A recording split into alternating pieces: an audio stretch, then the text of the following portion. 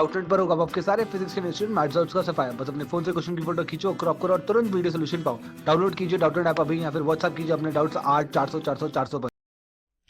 इस क्वेश्चन में हमसे क्या कह रहा है कि जो मेल्टिंग पॉइंट ऑफ आइस है या मेल्टिंग ऑफ आइस है बेसिकली वो उस पर प्रेशर का क्या इफेक्ट है और टेम्परेचर का क्या इफेक्ट है। इनडायरेक्टली हमसे यही पूछ रहा है ये फिल इन द ब्लैंक्स के माध्यम से।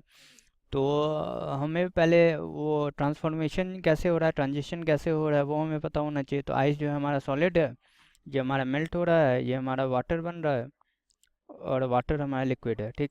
तो नॉर्मली क्या होता है हम लोग जो देखा जाता है कि जो सॉलिड रहता है वो कम वॉल्यूम में रहता है और लिक्विड जो रहता है वो हमारा ज़्यादा वॉल्यूम पे रहता है।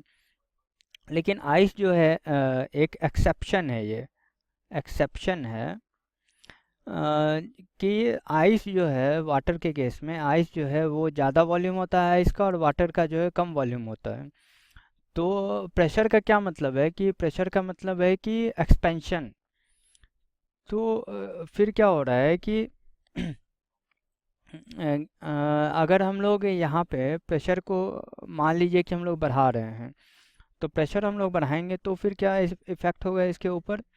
तो प्रेशर बढ़ाएंगे तो ये क्या चाहेगा कि हम लोग ये जो है सिस्टम जो है ये प्रेशर को कम करे।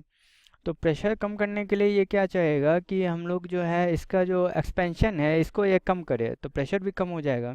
तो एक्सपेंशन कम करने के लिए ये क्या करेगा कि कम वॉल्यूम में जाएगा।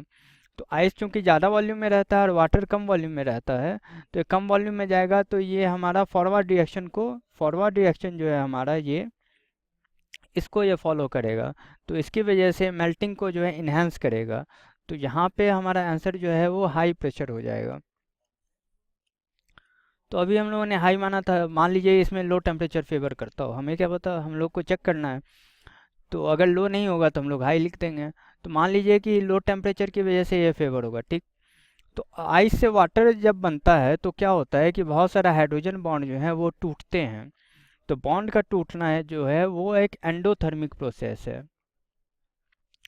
और एंडोथर्मिक प्रोसेस में हमें पता है कि एंडोथर्मिक प्रोसेस से तब फेवर्ड होता है जब हम टेम्परेचर को हाई रखते हैं, ठीक है, तब वो फॉरवर्ड रिएक्शन की तरफ जाता है। तो चूंकि ये आइस से वाटर जाने वाला एंडोथर्मिक प्रोसेस है तो इसका मतलब ये होगा कि टेम्परेचर भी हमें हाई ही करना पड़ेगा।